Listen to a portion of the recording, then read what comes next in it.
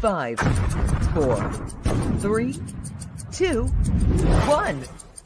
You're live with Neve.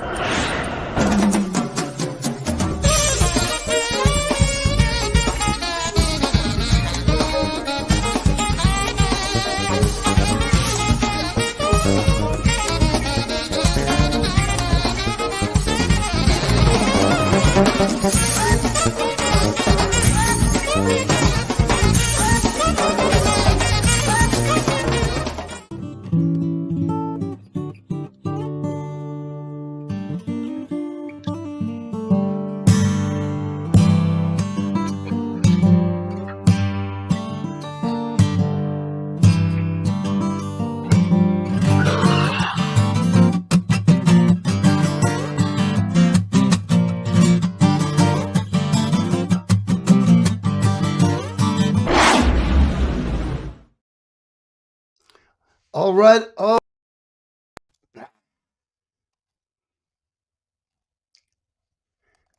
right. All right. Good morning, everybody. We're running a little behind here. Welcome to the ever popular, ever changing, always exciting, always happy Live with Neve show. So we had a little problems. I've been having my deals with Comcast, and we sorted it all out. I've done test broadcasts several times this week, and everything went perfect. I went to get on this morning, and nothing was happening. But Bill was here comfortably waiting, as I knew he would, because Bill is a smart guy. And he's kind of a tech goob like myself, and that I knew he would sit there and figure something was muck. And we're going to be talking to him this morning, Bill Puig, and he's got a new show, and it's all about Prague. And when we get onto it, I'm going to do a quick run through the news. We're going to keep that short because I can't really find much good to talk about other than the stuff that everybody else is talking about. So I'll just pop in here and see. We're just going to get started. So good morning. I hope your week's been good. I hope, I just hope whatever you're going through at this point is going all right. I've got a bunch of people around me who have all kinds of problems going on, things that are just life threatening. And if you're all going through that, my heart's with you. I mean it, because boy, I sometimes start to complain and then I realize how good I have it. Life is so peachy, so to speak, even when it's really not. Okay, well, it says here the headline is Dirty Pecker back on stand in New York. In God's name are they talking about? I know Donald was doing some weird stuff, but it's on the seventh day of the hush money trial in David Pecker's cross-examination. I don't know about you, but there was that song, A Boy Named Sue. If I was going through life known as David Pecker, I think I'd have to change it to Peckerino or Pecker-Trotsky or something like that. But we've got, of course, the glaring picture of Donald Trump, the worst one they can find. It's like he's just got saliva dripping off his teeth. How can you do it, this man? I can't take it. I'll just take a pill. Oh, free Palestine, man. Okay, the big delay. Supreme Court is poised to allow the Trump sedition trial, but not immediately. Anybody know what that means? I'm not going to tell you, but we might come back to that later. If we don't just end up talking about Prague till the end of the show after this brief news blast, which is what it's going to be. Let me see. Inside, failed White House coup to oust the press secretary. Now, I can't imagine why they would want to get rid of that fine young lady. She's so erudite, thinks on her feet like a cat, pouncing. I mean, throw her a trick question, man. She just bats it right out of the house, right over Helen Thomas' old seat. Line drive to third. What else do we have here? There's a reason President Biden no longer walks to Marine One on his own. I'm sorry. All they have to do is put a couple of pieces of duct tape every 2 feet from the door all the way to the plane and just tell them to follow the line. I mean, they don't, apparently people are picking on his gait. Can't imagine. He's only visible, they're obscuring, you know what, it's just a bunch of bullshit anyway. Whether you like or hate the guy, it's like the dumbest story. Oh, people don't, God, I'll tell you, politicians, what a bunch of assholes. And we've got, let's see, I'm not going to give this guy any time because he's the most feared and least known political operative in America. Hence, they have it here plastered into the screen. Israeli-Palestine issue barely registers as issue for young Americans. I don't know, man. The ones out at Columbia and, yesterday in Texas, they didn't seem to be having any question about where their sympathies lie. Let's see. And here's one that all of us senior citizens can appreciate. Do you know that they're coming out with a new pair of jeans and they make it look like you've wet yourself?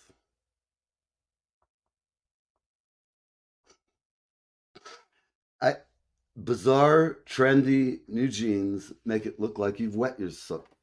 Of course, this is one of those newspapers over in England, The Star. I don't know. If you've ever wet yourself once in public, I'm pretty sure you do not want to get wet in public and wear these again. What do I know? All right, we have the West Coast. Mitchell Bergen is in the house. The royal codger himself. Bill is sitting backstage waiting for this grotesque Saturnalia to start in earnest in 3 minutes, but we're going to be talking about his new show. Bill, I can see you as you can see me. Tell me, did you see the show with the Royal Codgers? It's the duo that is like, they're great. It's two guys. So that's who's on is Mitch here, and Mitch is a really cool guy, and I keep calling them. They're my favorite new duo. It's just great what they do. So glad you're here, man. You're up early for the coast. It's like 7:30 or something out there. A Playboy bunny feared being the next Monica Lewinsky. That's another quick tale we all need to know. And TikTok, this is kind of a big deal. TikTok prefers to shut down if legal options fail, sources say. Wow. I mean, that is nuts. I'm not surprised, though, really. TikTok is, I embrace it for trying to advertise the show. But if you're really bored, and I mean really bored, like you don't have anything really pressing like doing your sock drawer, go and just put on TikTok and turn down the audio and start scrolling through it without listening. Do that for 10 minutes and then just do it again and turn the sound up. You will see the most strange collection of misfits, talent, weird, some guy pulling a straw or a string through his nostril, fishing it out through his back of his esophagus, past the uvula, that dangly thing that hangles in your throat. Ah! I mean, and then he goes on TikTok and people are giving him stars. I mean, seriously, people, if you've seen things like this, just chime in, feel free. It's like Weird Friday day. It's 10:29. We're going to go to a break real quick. We're going to be right back. I have to, the people who pay us for ads do get their money's worth. If you want to buy an ad, they're very, very cheap. In fact, they're so cheap that now I've got to go buy a pair of new shoes. The ones I stole from OJ, they wore out finally. But since he's dead, I hear there may be a sale on Mono Blanc shoes. Let's see. But here's Mr. Carlton Wilkinson, who I am playing music with on his record as we speak. Well, not right this second. There's some changes headed, like the Gulf Stream rising, like some gale that's been blowing off this wild bird island shore. And I can't say where, and I don't know when, but some old door's been open in the restless shade.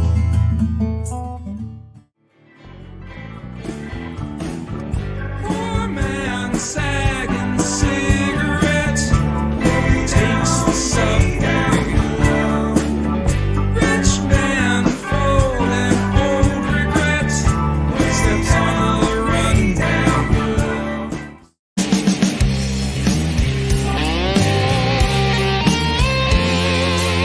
I'm Neil from Live with Neve. We have an exciting connection for our veterans, country music fans, and there is something for everyone. Gone Country Hats at GoneCountryHats.com. That's right, we've partnered with Gone Country Hats at GoneCountryHats.com. See you soon.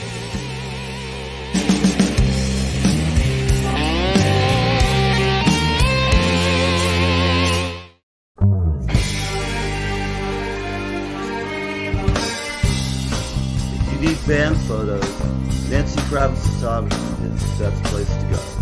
Check out Nancy Kravitz, and you will be happy. She finds even my good side, whichever one that is, she can find it. It doesn't matter if you're the Elephant Man, you'll come out and look like Tom Cruise. Let's go with Nancy. See, this is some of her work at the Saint during Solstice concert, I believe, several years ago.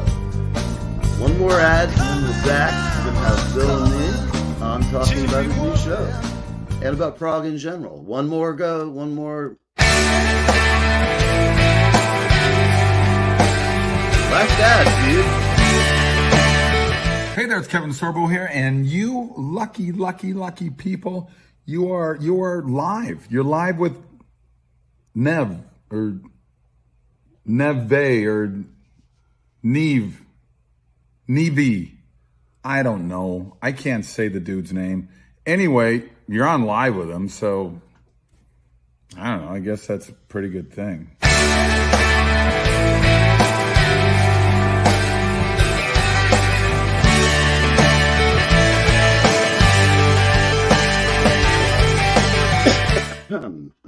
All right, we're back and we're here to talk Prague. What is Prague? I don't know. Is it like progressive and like really cool politics, man? Nah, we're not talking about any of that malarkey today. A good Biden word. No malarkey here. How are you, Bill? Absolutely no malarkey here. Never malarkey on the Live with Neve show. I see you're down in your undisclosed safe location with Rickenbackers a bunch. How you doing? You got a few there, yeah. So, but for the people who just have no idea, what is Prague? It's not the city in Europe.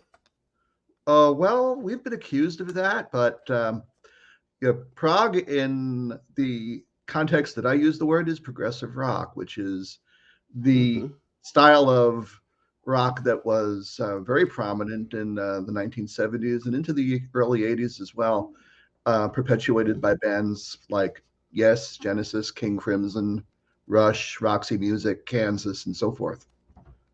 All my favorites. Good stuff, man, in those days. Now, I have been pounding the drum for progressive rock for a good while, as I know you know, Neil, because you've actually done sound for me in shows for my band, Legion of Prague, which is doing very well in the greater New Jersey, Philadelphia area. And as you mentioned, I've got a YouTube channel as well that launched a couple of weeks back. Yes. And it's exciting because I really think you'll do. There's a dearth of somebody really doing something like what you're doing. They're not there. I haven't seen anything that's similar. I've seen a few things that are a little more broad based that have the same idea, but they don't have you and your knowledge of music, which is. Have you always been like a statistician of rock and roll and music, or is that just your nature? Are you a engineering type mind? Do you set all the things in the proper location? Tell me about that. It's probably a little bit of both. I mean, I grew up being a math and science geek. I have a master's in computer science, but I've also been a music fan for pretty much my entire adult life, going back to early teens. I did college radio for a couple of years, and one of the things I discovered when I was doing that was that you had to really get your shit together to plan out your show, because you generally were only given an hour, and you didn't want to screw up because they might not invite you back if you did. So I got very good at planning out an itinerary to make that hour really count. And one of the things, to talk about the scientific mind and whatever that goes with some of this, one of the things that I learned how to do that I still retain, I think just because I do this type of stuff. When I used to do college radio, I used to be very cognizant of how long songs were, to the point where I had the running times on the records in many cases memorized. And it's stuck with me. That's great. I mean, I'll tell you a quick story. A few years ago, I was working at a company. It's not important which company it was, but I was out to lunch with one of my bosses, and we were discussing music. It was kind of one of these things to pass the time. And I mentioned to him college radio and the fact that I had this knack for being able to program the show based on the lengths of the songs. And he said, "You still know these things now?" And I said, "Well, try me. You might be surprised." So he said, "Let me give you one that's a favorite of mine. Led Zeppelin, Dazed and Confused." And I smiled and I said, "Do you want the studio version or the live version?" What a guy. I love it, man. That's why I like you, man. Among other reasons. You're a great player, but that's great. You know, we would have gotten good along back in the day in high school, you know. Just I've been like, hey, this bass player's around the hall, down the street, man. Come on over and play. Because we, like, you know, we sat and, like a lot of bands, when we were learning, like, ELP and stuff, we'd be agonizing through it. We were young kids, you know. And I remember just watching Yes live in Jersey City on the Relayer tour with Patrick Moraz, and it just blew me so away. Like, I had seen some other bands, I'd seen Led Zeppelin, and they also just throttled my head. But seeing Yes, and it was the first time I'd ever seen lasers, and they were bouncing off the buildings in Manhattan, and on the ride home, we heard WPLJ FM. They were on the phone talking about, oh, it was unbelievable, man. The lasers were bouncing off the buildings here in our show, you know, their headquarters. And I remember I just wanted to be like Alan White and Bill Bruford. You know, I was just like, I didn't want to have this gig. And so you're talking about lasers bouncing off the buildings. Was this one of the shows they had at Roosevelt Field or something else? It was Roosevelt Stadium, which is now not there. It was on the edge of the cliff down by what was the big amusement park, Palisades Park. Yep. Okay. It was an old, like, 1930s, like, Olympics era baseball stadium. Funky, cool place. When I look at the old pictures of it, I can barely remember anything about the concert except that they had this three-headed, it had vertebrae, 3 heads and like a crab's body, and in the end of each pod that moved up and down is this Roger Dean design thing. It was unbelievable. It had lights and lasers, and it moved. It was, at the time, it was like Pink Floyd hadn't gotten quite like that theatrical quite yet. I mean, it was prior to The Wall. And honestly, at the time, it was like the first time I saw Peter Gabriel, and all I thought was, holy shit, the roadies, how do they keep all that crap under the stage and keep bringing up trees and bushes and turn the freaking round stage at one end of the arena into the Garden of Eden, and he paddles across it, you know, on a treadmill. It was unbelievable. But same kind of feeling back in 75 or 6, maybe 74 now that I think about it. It was just unbelievable. And at the time, everybody was having the Wakeman versus Patrick kerfluffle. You know how some people, they do that about who's better, Bill or Alan. Well, with Yes, you could have those discussions because there was something of a revolving door there for a while with certain of the spots. I mean, John Anderson and Steve Howe and Chris Squire were secure, but the other people filtered in and out. Yeah, and it's I think though that the permutations they had, like I think Trevor Rabin, when he came in, really gave him a shot in the arm at the time to get him back on radio, and it really boosted the brand as a whole. Well, he definitely did. And you know, Trevor Rabin is someone who is somewhat maligned, I think, by Yes fans too, because that wasn't Yes prog rock. That was Yes doing arena rock. He's not Steve Howe, and he doesn't write the same quality songs. It was a different time. They would never have continued to be in the public consciousness had they not done what they did in the early 80s. Absolutely. And People you know, all of those permutations lasted anywhere near as long as they hadn't changed with the times. It was just part of what you had to do. And regardless, I'm not one of those purists to that level. I love all of it. The whole catalog is a great. It's a huge body of work. You probably know how many records total. Oh, easily about 3 dozen between when you count. That's what I thought. I was thinking 30, 40. I was going to say 50 maybe even because there's so many little offshoots of them. But the Venn diagram is fairly complicated of people who played. Oh, for that band again, because of all the people who came in and out of the band. Yeah. Right.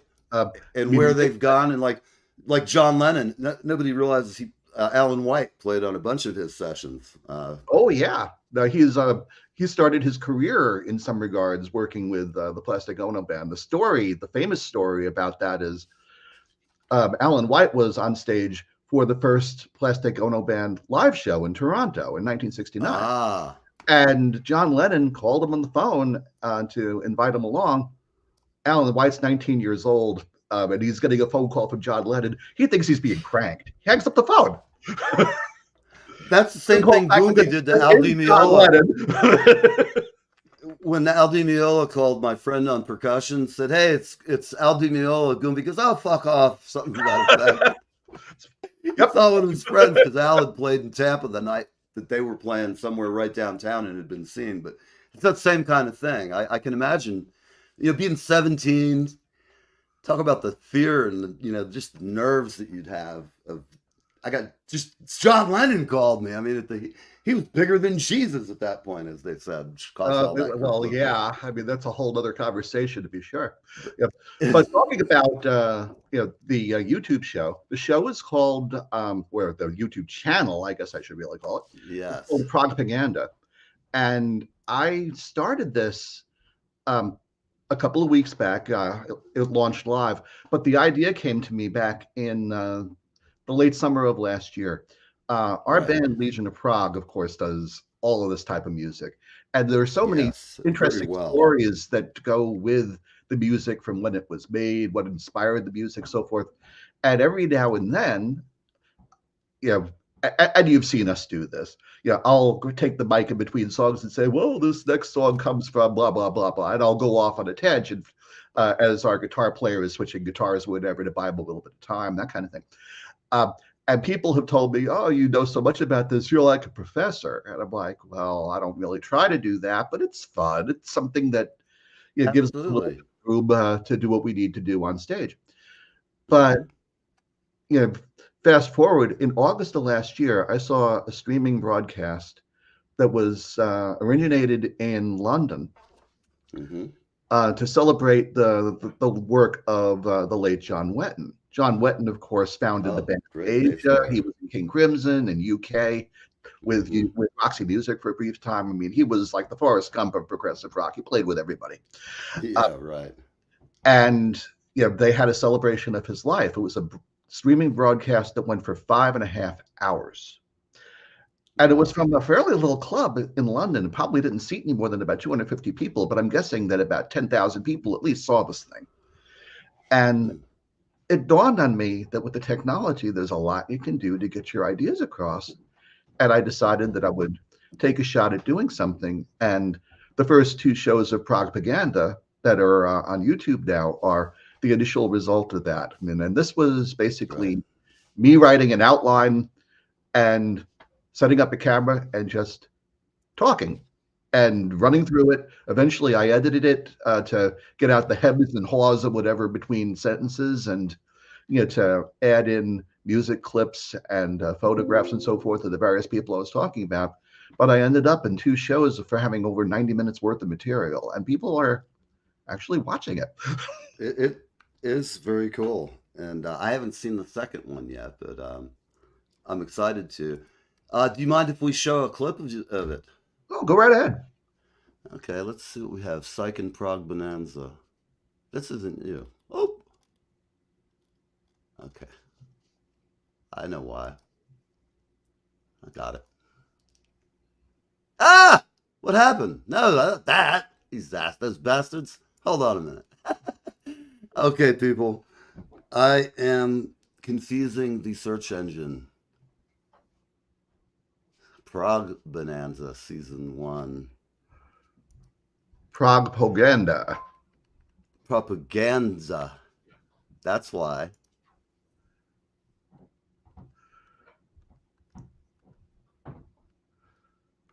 We're coming up, peeps.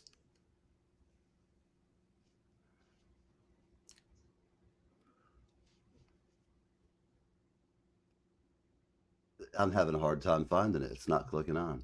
Do you want to post it on your page, and I'll post it here online for everybody to see. Well, before we do that, try it this way, because Okay. I spelled it Prague with an exclamation point, so it's Prague exclamation point propaganda. Gotcha.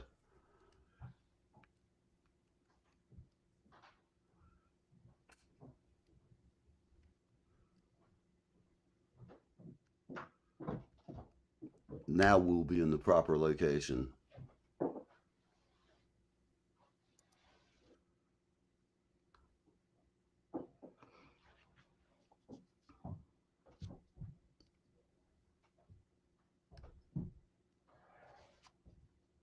Okay, now we're on now. Sorry, peeps. Normally, folks, I would have had this all logged up, but this morning's troubleshooting took me away from my normally programming this on. I'm having a hard time getting it. I have Prague exclamation point aganda. PROG exclamation point PAGNGINDA.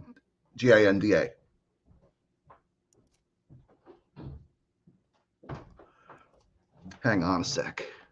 Sorry about this.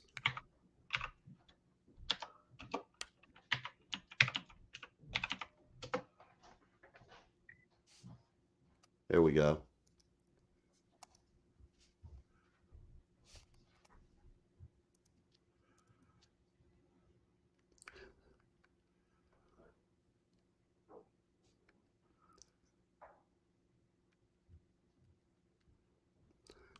Here we go, folks, right here. Propaganda, and we got it. We love this. Excellent. So, Technology first is thing we're wonderful going when to it do, works. I'm going to subscribe to it right now. Hey. And all right. So, folks, bear with me because this is worth seeing. You can probably guide me. Should we just start from the beginning of your first show and play like 10, 15 minutes? Would that sound like it's something that makes sense to give people a taste? Or what do you... It probably would be better if you skip ahead. You're in the first episode? I'm about to be, yes. Okay. From the Let me set beginning? this up for the listeners then, and I'll Great. maybe give you a thought. The first two shows are about the beginnings of the band Emerson, Lake and Palmer, and I chose to focus on them for the first couple of shows because there is a lot of misinformation out there about how the band started, how the band made its first album. Even Keith Emerson's and Greg Lake's autobiographies contradict each other with stuff. So Wow. I went ahead and did this. So if you skip ahead in this first episode, there is a section near the end of the episode, about 30 minutes in, where we talk about how they're getting ready to launch. You can start there, that's fine. Where they're getting ready to launch the band. Excellent. Well, here we go, folks. Some great stuff and the new show, Prague Propaganda. Right there. Take off, people. 1970. In King Crimson's case, things proceeded a little bit differently. They got back to work as soon as they could on a new album to follow up the success of In the Court of the Crimson King. The decision was made by Fripp and by King Crimson's management to enlist the members of the band that they could as session musicians for their second album. Ian MacDonald was not available, but Michael Giles agreed to participate, as did Greg Lake, although in Lake's case, he chose not to play bass on the album, but to restrict his participation to vocals only. Peter Giles was brought back from the Giles and Fripp days to provide bass guitar on the album. Fripp provided mellotron in Ian MacDonald's absence, as well as lead guitar. And they spent several months in early 1970 building the album that ultimately was released in July of that year in the wake of Poseidon. This band did not tour for the Poseidon album, but they did agree to make a promotional appearance on the BBC's show Top of the Pops, which included Lake, Michael Giles, Peter Giles, and session pianist Keith Tippett, who was a good friend of Fripp's and who also participated on the Poseidon album, in particular on the single that was released from the album that was featured on Top of the Pops, Cat Food.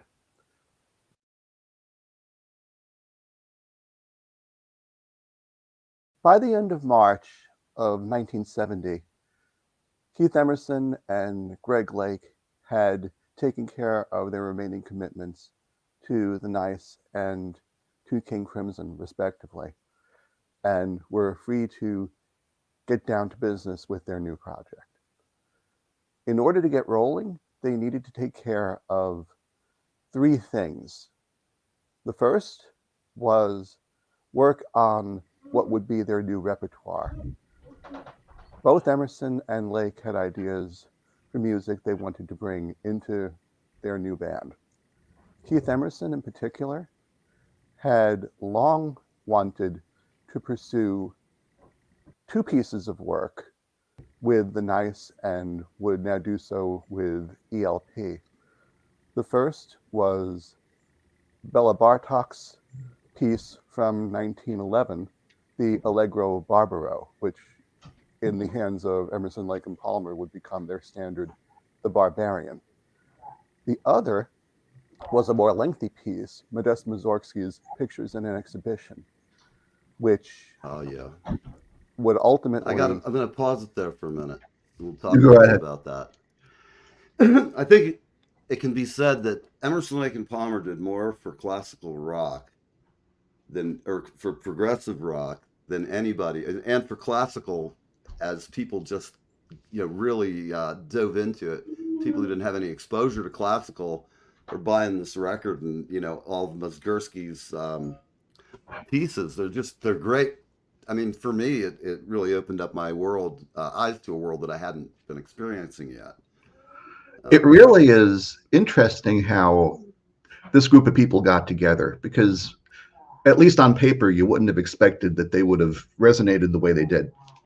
Keith Emerson was a classical musician, classically trained, knew the classics well, and was able to integrate them in rock and roll almost seamlessly.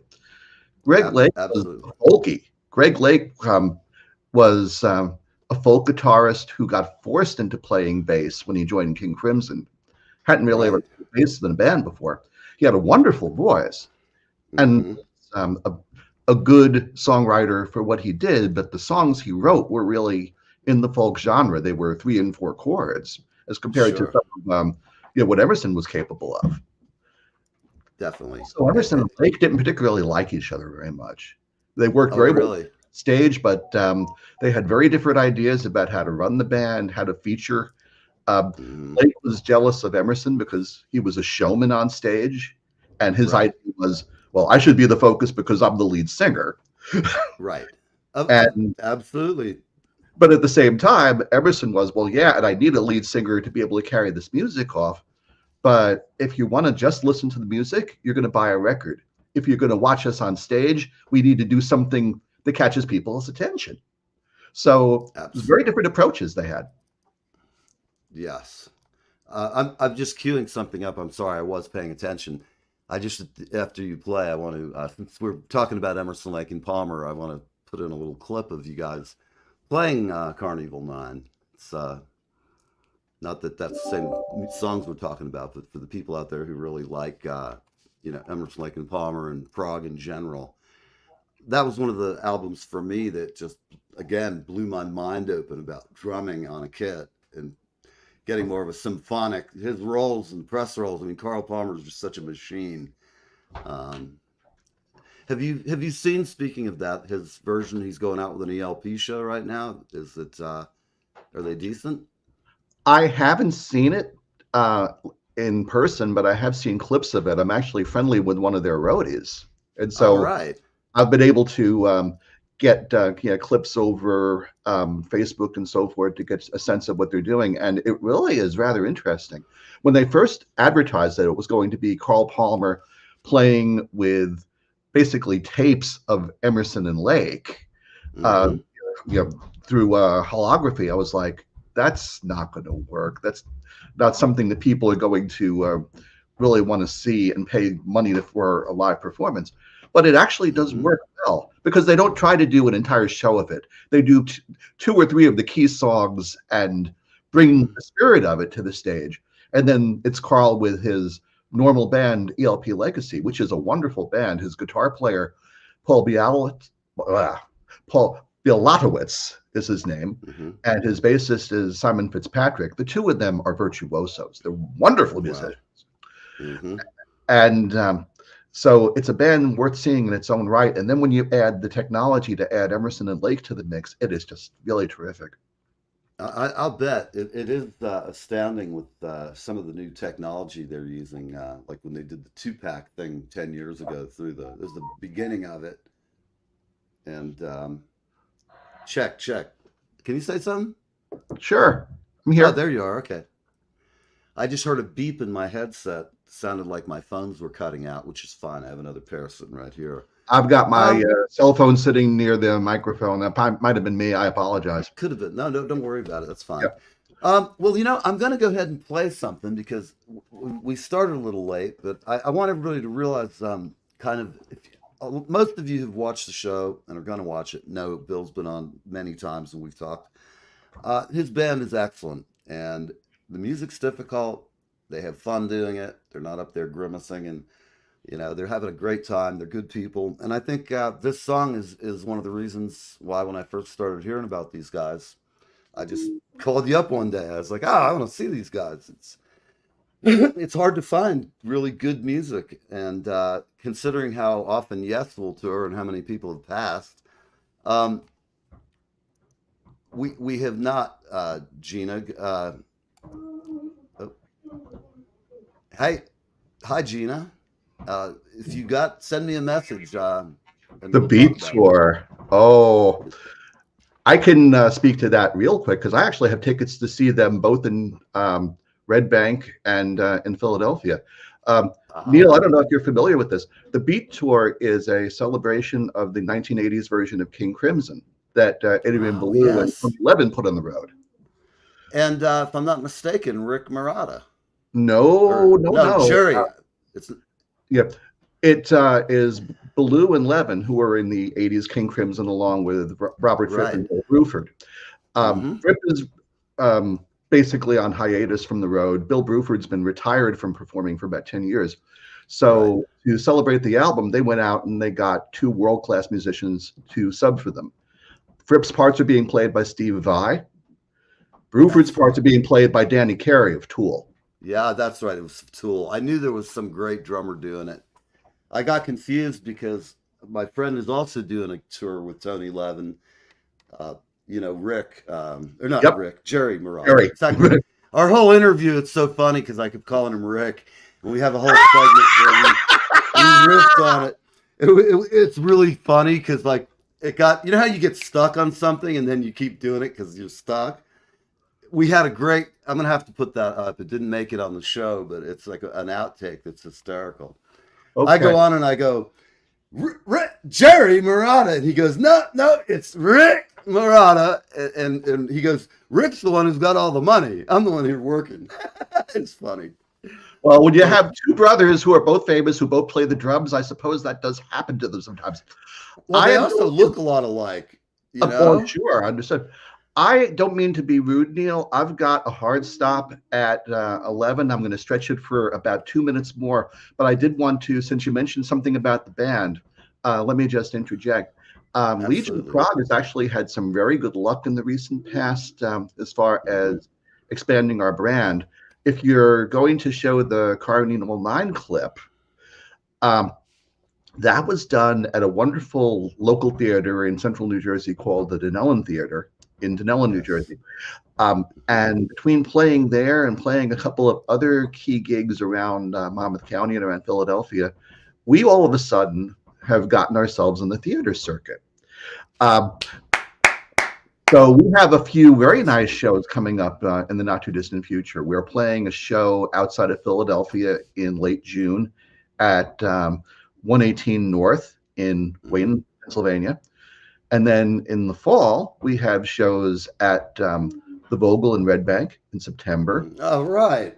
At the Strand in Lakewood in November, and then at the Landis in South Jersey near Atlantic City, also in late November near Thanksgiving.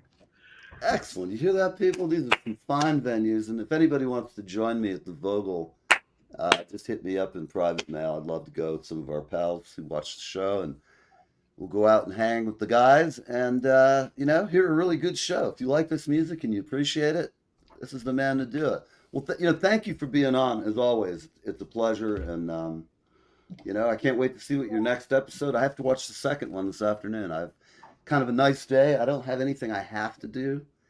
So I'm going to put on some music and just crank it up real loud. Oh, definitely check it out. Let me know what you think, and please subscribe. Appreciate that. Oh, I just did, as a matter of fact. And I've subscribed as a person and as Live with Neve. People, if you're out there, I just want to mention while we're talking briefly, Bill has to leave, and I'm going to play some music, and then we're going to get out of here. If you go out and look at bands online, you will find bands like this. Don't get bummed if you go through 100 bands and you only find 5 that are good. I do this every day, but they're out there. And I'm going to tell you, if you like Yes, for example, go see these guys. They do a great job of it. They have an amazing singer. Everybody, as you would expect, is top-rate talent here. So I'm going to play a little bit of it. Hey, man, I'll talk to you later. I know you got stuff to do. And you're always welcome here. And I'll see you at the Vogel, if not sooner. All right, Neil, sounds great. Thanks for having me. Anytime, man. Just don't be a stranger. Okay, folks, we're going to go ahead and let's watch some of his great band. I really think y'all are going to love this. They are a tremendous act, and I don't BS you guys. I try to find nothing but really great people who deserve to be, seen, and this band is definitely one of them. So here we go. I'll make it look pretty for you. I'll get my face out of here. Let's have some Legion of Prague.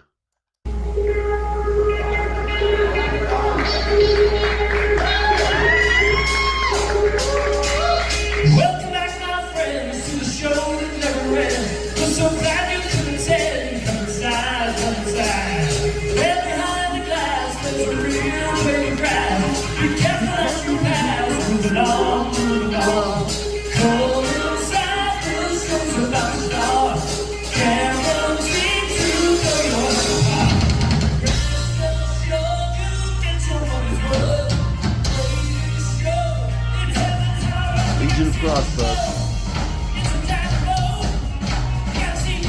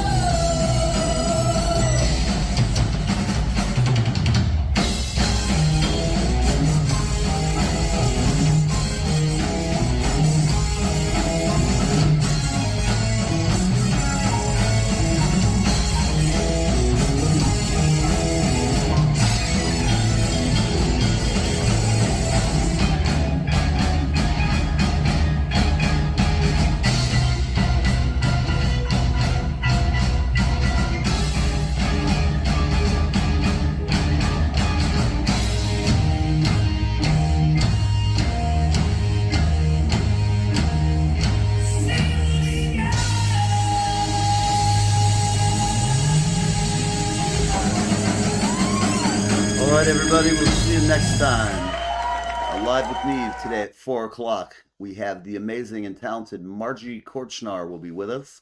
She'll be on at 4 o'clock, and it's going to be a great time. You do not want to miss. This chick has got an amazing voice.